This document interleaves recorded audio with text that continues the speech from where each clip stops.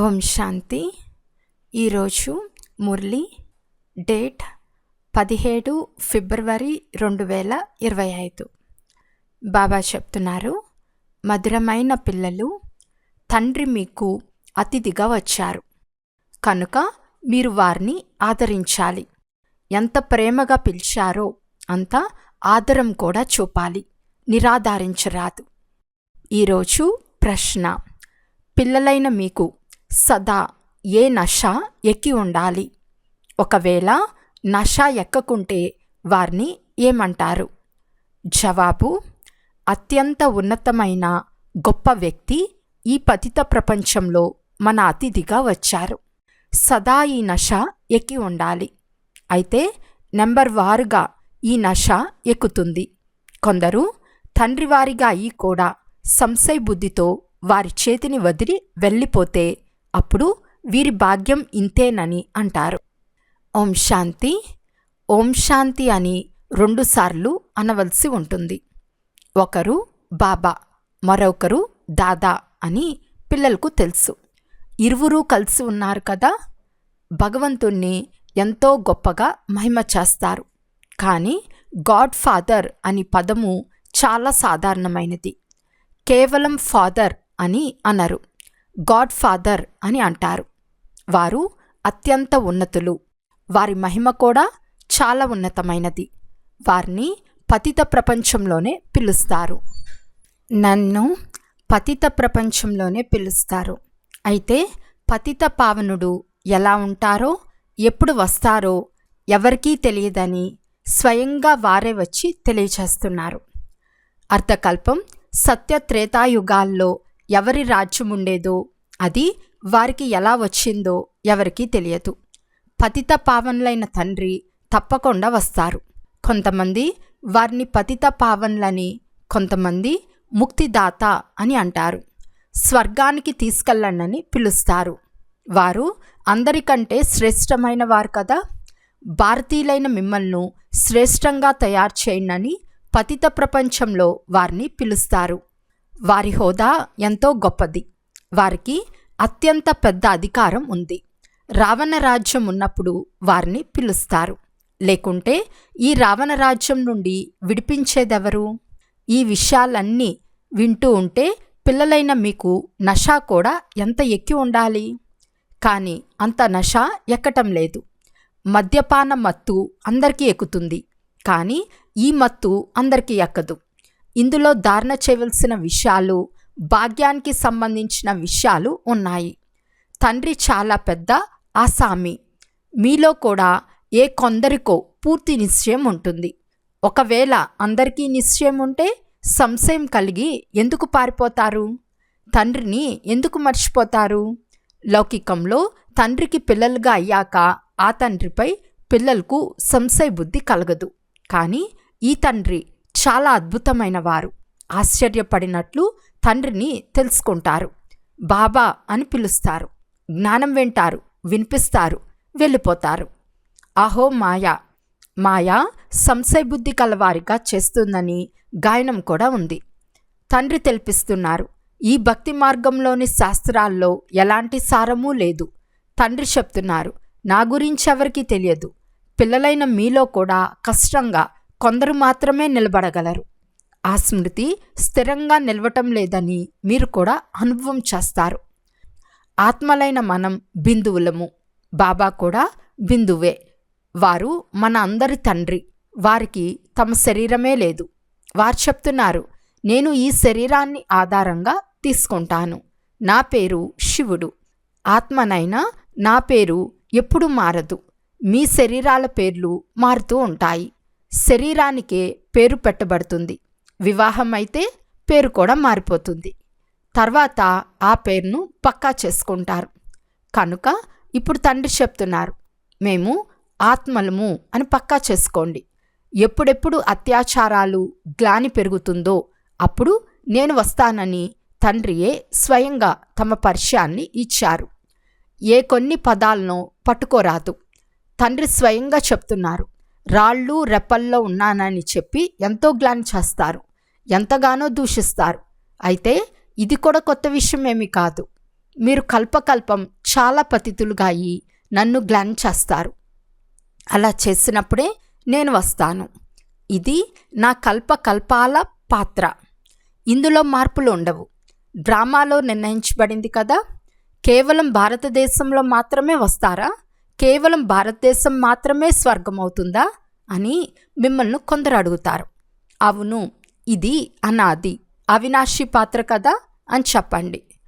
తండ్రి ఎంత ఉన్నతమైన వారు.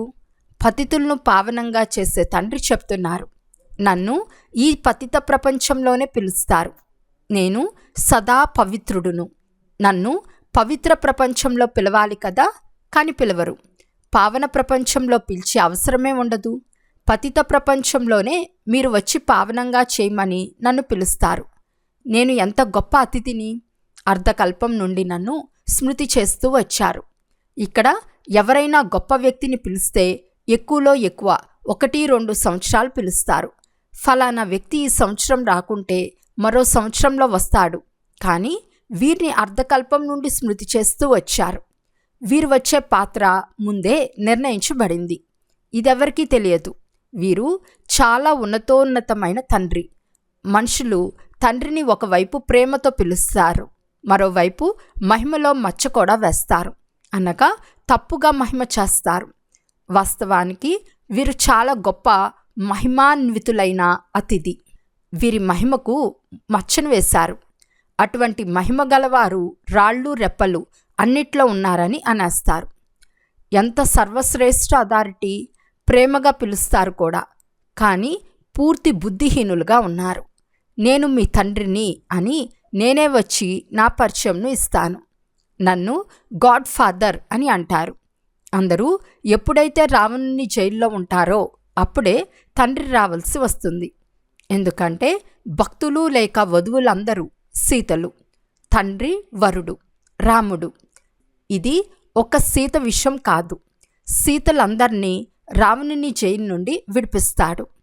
ఇది అనంతమైన విషయం. ఇది పాత పతిత ప్రపంచం. ఇది పాతదిగా అయినందున మళ్ళీ కొత్తదిగా ఖచ్చితంగా అవుతుంది. ఈ శరీరం మొదలైనవైతే కొన్ని త్వరగా పాతదివైపోతాయి, మరికొన్ని ఎక్కువ సమయం నడుస్తాయి. ఇది డ్రామాలో ఖచ్చితంగా నిర్ణయించబడి ఉంది. 5000 సంవత్సరాలు పూర్తి అయిన తర్వాత మళ్ళీ నేను రావాల్సి వస్తుంది. నేను వచ్చి నా పరిచయంనిచ్చి సృష్టి చక్ర రహస్యాన్ని అర్థం చేయిస్తాను. ఎవరికి నా పరిచయం కానీ, బ్రహ్మ విష్ణు శంకర్ల పరిచయం కానీ, లక్ష్మీనారాయణల సీతారాముల పరిచయం కానీ లేదు. డ్రామాలో ఉన్నతమైన పాత్రధారులు వీరే. ఇదంతా మనుషుల విషయమే. 8-10 భుజాలు గల మనుషులు ఎవ్వరూ లేరు. విష్ణువుకు 4 భుజాలు ఎందుకు చూపిస్తారు? రావణుని 10 తలలు అంటే ఏమిటి? ఈ విషయాలు ఎవరికీ తెలియవు. తండ్రియే వచ్చి నన్ను పూర్తి ప్రపంచ ఆది మధ్యాంతాల జ్ఞానం తెలియజేస్తారు. నేను అత్యంత గొప్ప అతిథిని, కానీ గుప్తంగా ఉన్నానని తండ్రి చెప్తున్నారు. ఇది కూడా కేవలం మీకు మాత్రమే తెలుసు.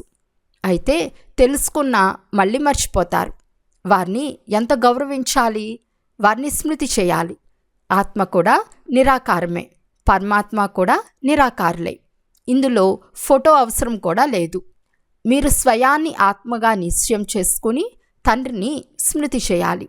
దేహాభిమానాన్ని వదిలేయాలి. మీరు సదా అవినాశి వస్తువును చూస్తూ ఉండాలి. మీరు వినాశీ దేహాన్ని ఎందుకు చూస్తారు? దేహి అభిమానులుగా అవ్వండి. ఇందులోనే శ్రమ ఉంది. ఎంత స్మృతిలో ఉంటారో అంత కర్మాతీత స్థితిని పొంది ఉన్నత పదవిని పొందుతారు. తండ్రి చాలా సహజమైన యోగాన్ని అనగా స్మృతిని నేర్పిస్తారు. అనేక రకాల యోగాలున్నాయి. స్మృతి అను అక్షరమే యథార్థమైనది. పరమాత్ముడైన తండ్రిని స్మృతి చేయటంలోనే శ్రమ ఉంది. మేము ఇంత సమయం స్మృతిలో ఉండినామని ఎవరో అరుదుగా సత్యాన్ని తెలియచేస్తారు. స్మృతి చేయనందున తెలిపేందుకు సిగ్గుపడతారు. రోజంతట్లో 1 గంట స్మృతిలో ఉన్నామని రాస్తారు. సిగ్గుపడాలి కదా. రాత్రింబవలు స్మృతి చేయవలసిన తండ్రిని కేవలం 1 గంట స్మృతి చేశాను అని అనటం ఏం బాగుంటుంది? ఇందులో చాలా గుప్తమైన శ్రమ ఉంది. బాబాను పిలుస్తారు. వారు దూరం నుండే వచ్చే అతిథి కదా. తండ్రి చెప్తున్నారు, నేను నూతన ప్రపంచంలో అతిథిగా అవ్వను, పాత ప్రపంచంలోనే వస్తాను. నేను వచ్చి నూతన ప్రపంచ స్థాపన చేస్తాను. ఇది పాత ప్రపంచం. ఈ విషయాలు ఎవరికి యథార్థంగా తెలియదు. నూతన ప్రపంచ ఆయువు ఎంతో కూడా తెలియదు. తండ్రి చెప్తున్నారు, నేనే వచ్చి ఈ జ్ఞానంను ఇస్తాను. తర్వాత డ్రామానుసారం ఈ జ్ఞానం మళ్ళీ అదృశ్యమైపోతుంది. కల్పం తర్వాత ఈ పాత్ర మళ్ళీ పునరావృతం అవుతుంది. మళ్ళీ నన్ను పిలుస్తారు. ప్రతి సంవత్సరం శివ జయంతిని జరుపుకుంటారు. ఎవరైతే ఇక్కడ ఉండి వెళ్ళిపోతారో వారి జయంతిని ప్రతి సంవత్సరం జరుపుకుంటూ ఉంటారు. అలాగే శివబాబా జయంతిని కూడా 12 మాసాల తర్వాత జరుపుకుంటారు. అయితే ఈ పండుగను ఎప్పటి నుండి జరుపుకుంటూ వచ్చారో ఎవరికీ తెలియదు. లక్షల సంవత్సరాలని ఊరికే అంటారు. కలియుగం ఆయువును లక్షల సంవత్సరాలని రాసిస్తారు.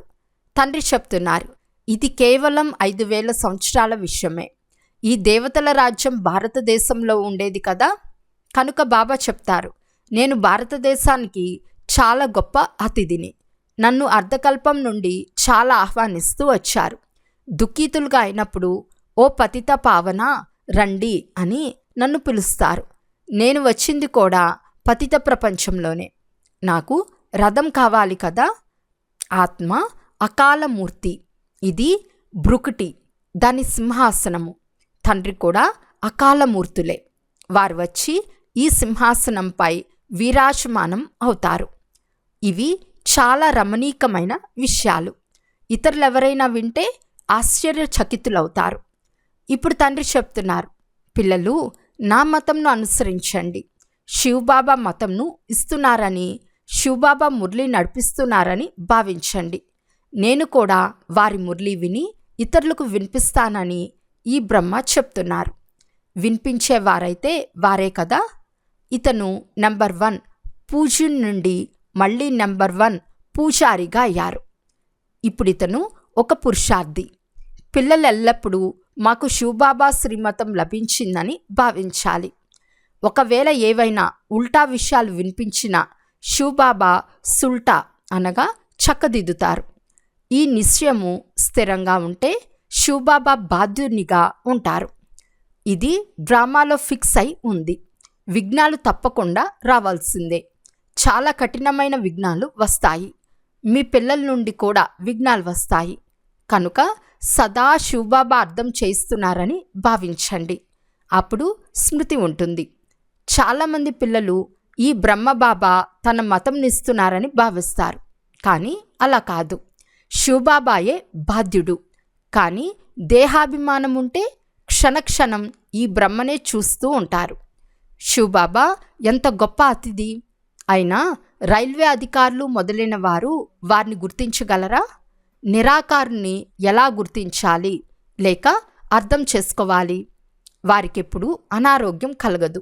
కనుక అనారోగ్యం మొదలైన వాటికి కారణం బ్రహ్మ ఆత్మ తెలుపుతుంది. ఇతనిలో ఎవరున్నారో వారికేం తెలుసు?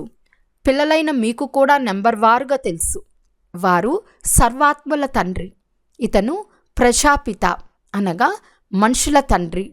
కనుక వీరిరువురు బాప్దాదా ఎంతో గొప్ప అతిథులు. తండ్రి చెప్తున్నారు, ఏమేం జరుగుతుందో అదంతా డ్రామాలో నిర్ణయించబడింది. నేను కూడా డ్రామా బంధనంలో బంధింపబడి ఉన్నాను. డ్రామాలో రచింపబడకుంటే ఏమీ చేయలేను. మాయ కూడా చాలా శక్తివంతమైనది. డ్రామాలో రాముడు రావణుడు ఇరువురి పాత్రలు ఉన్నాయి. డ్రామాలో రావణుడు చైతన్యంగా ఉంటే నేను కూడా డ్రామానుసారమే వస్తానని చెప్పేవాడు. ఇది సుఖ దుఃఖముల ఆట. సుఖము కొత్త ప్రపంచంలో, దుఃఖము పాత ప్రపంచంలో ఉంటుంది. కొత్త ప్రపంచంలో మనుషులు కొద్దిమంది మాత్రమే ఉంటారు. పాత ప్రపంచంలో ఎంతోమంది మనుషులున్నారు. వచ్చి పావన ప్రపంచాన్ని తయారు చేయమని పతిత పావనులైన తండ్రినే పిలుస్తారు. ఎందుకంటే పావన ప్రపంచంలో చాలా సుఖం ఉండేది. అందుకే కల్పకల్పం పిలుస్తారు. తండ్రి అందరికీ సుఖంనిచ్చి వెళ్తారు. ఇప్పుడు వారి పాత్ర పునరావృతం అవుతుంది. ప్రపంచం ఎప్పుడూ పూర్తిగా సమాప్తమవ్వదు. సుఖం ఇవ్వటం అసంభవం. సముద్రం కూడా ప్రపంచంలో ఉంది కదా, ఇది 3వ అంతస్తు కదా, జలమయమవుతుంది, అంతా నీటిమయమవుతుంది అని అంటారు. అలా అయినా పృథ్వీ అనే అంతస్తు ఉంది కదా, ఇక్కడ నీరు కూడా ఉంది కదా. ఈ పృథ్వీ అనే అంతస్తు ఎప్పటికీ వినాశనం అవ్వదు. ఈ అంతస్తులో నీరు కూడా ఉంది. 2వ అంతస్తు అయిన సూక్ష్మవతనంలో, మొదటి అంతస్తు అయిన మూలవతనంలో నీరు ఉండదు. ఇవి అనంతమైన సృష్టిలోని 3 అంతస్తులు. ఈ విషయాలు పిల్లలైన మీకు తప్ప ఇతరులెవ్వరికీ తెలియదు. ఇది సంతోషకరమైన విషయం. అందరికీ సంతోషంగా వినిపించండి. ఎవరు పూర్తిగా పాస్ అవుతారో వారు అనుభవించే సుఖంనే అతీంద్రియ సుఖం అని మహిమ చేయబడింది. ఎవరైతే రాత్రింబవలు సేవలో తత్పరులై ఉంటారో, సర్వీస్ చేస్తూ ఉంటారో వారికి చాలా సంతోషం ఉంటుంది. మనుషులు రాత్రి కూడా మేల్కొని ఉండే రోజులు వస్తాయి, కానీ ఆత్మ అలసిపోతుంది కనుక నిద్రించవలసి వస్తుంది. ఆత్మ నిద్రించినందున శరీరం కూడా నిద్రిస్తుంది. ఆత్మ నిద్రించకపోతే శరీరం కూడా నిద్రించదు. అలసిపోయేది ఆత్మయే. ఈరోజు నేను అలసిపోయానని ఎవరు చెప్తారు? ఆత్మ చెప్తుంది. పిల్లలైన మీరు ఆత్మాభిమానులుగా ఉండాలి. ఇందులోనే శ్రమ ఉంది. తండ్రిని స్మృతి చేయకుంటే, ఆత్మాభిమానులుగా అవ్వకుంటే దేహ సంబంధికులు మొదలైన వారు గుర్తుకొస్తారు. తండ్రి చెప్తున్నారు, మీరు అశరీరులుగా వచ్చారు, మళ్ళీ అశరీరులుగానే వెళ్ళాలి. ఈ దేహ సంబంధాలు మొదలైనవన్నీ మర్చిపోండి. ఈ శరీరంలో ఉంటూ నన్ను స్మృతి చేస్తే సతో ప్రధానంగా అవుతారు. తండ్రి ఎంత గొప్ప అథారిటీ అయ్యారో పిల్లలకు తప్ప ఇంకెవ్వరికీ తెలియదు. తండ్రి చెప్తున్నారు, నేను పేదల పెన్నిధిని, అందరూ సాధారణమైన వారు.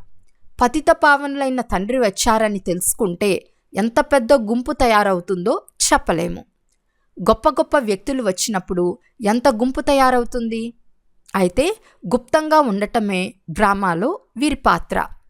పోను పోను నెమ్మది నెమ్మదిగా ప్రభావం వెలువడుతుంది. తర్వాత మళ్ళీ వినాశనం అయిపోతుంది.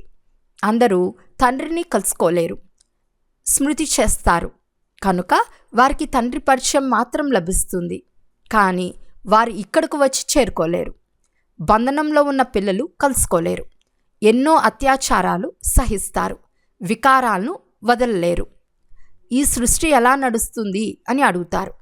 అరే, ఈ సృష్టి భారం తండ్రిపై ఉందా లేక మీపై ఉందా? తండ్రిని తెలుసుకుంటే తర్వాత ఇటువంటి ప్రశ్నలు అడగరు. మొదట తండ్రిని తెలుసుకోండి, తర్వాత అన్ని విషయాలు తెలుసుకుంటారు అని చెప్పండి. అర్థం చేయించేందుకు కూడా యుక్తి అవసరం. అచ్చా, మధురాతి మధురమైన అపురూపమైన పిల్లలకు మాతాపిత బాప్దాదాల ప్రియ స్మృతులు మరియు గుడ్ మార్నింగ్. ఆత్మిక పిల్లలకు ఆత్మిక తండ్రి ధారణ కొరకు ముఖ్య సారము. ఫస్ట్ పాయింట్, సదా సర్వోన్నత అథారిటీ అయిన తండ్రి స్మృతిలో ఉండాలి. వినాశీ దేహాన్ని చూడక ఆత్మాభిమానులుగా అయ్యే శ్రమ చేయాలి. సత్యమైన స్మృతి చాట్నుంచాలి. సెకండ్ పాయింట్, రాత్రింబవలు సేవలో తత్పరులై అపారమైన సంతోషంలో ఉండాలి. 3 లోకాల రహస్యాన్ని అందరికీ సంతోషంగా తెలియచేయాలి. శివబాబా ఇచ్చు శ్రీమతంలో దృఢమైన నిశ్చయం ఉంచుకుని నడవాలి. ఏ విఘ్నాలు వచ్చినా భయపడరాదు. బాధ్యత శివబాబాది, అందువలన సంశయం రాకూడదు. ఈరోజు వరదానము. శ్రేష్ఠ సమయం యొక్క ఆధారంతో సర్వప్రాప్తుల అధికారాన్ని అనుభవం చేసే పదమాపదం భాగ్యశాలి భవ. శ్రేష్ఠ సమయంలో జన్మించే భాగ్యశాలి పిల్లలు కల్పకృతపు టచింగ్ ఆధారంతో జన్మిస్తూనే తనదిగా అనుభవం చేస్తారు. వారు జన్మిస్తూనే ఆస్తికంతా అధికారులుగా ఉంటారు. ఎలాగైతే బీజంలో మొత్తం వృక్షం యొక్క సారమంతా ఇమిడి ఉంటుందో అలా నంబర్ 1 వేలలోని ఆత్మలు సర్వ స్వరూపాల ప్రాప్తి యొక్క ఖజానాలకు వస్తూనే అనుభవీలుగా అయిపోతారు. వారు ఎప్పుడు నాకు సుఖం అనుభవం అవుతుంది కానీ శాంతి అనుభవం అవ్వదు, శాంతి అనుభవం అవుతుంది కానీ సుఖము శక్తి అనుభవం అవ్వవు అని అనరు. వారు సర్వ అనుభవాలతో సంపన్నంగా ఉంటారు. స్లోగన్: మీ సంపన్నత యొక్క ఛాయ ద్వారా శీతలతను అనుభవం చేయించేందుకు నిర్మలంగా మరియు నిర్మాణంగా అవ్వండి. అచ్చా. ఓం శాంతి.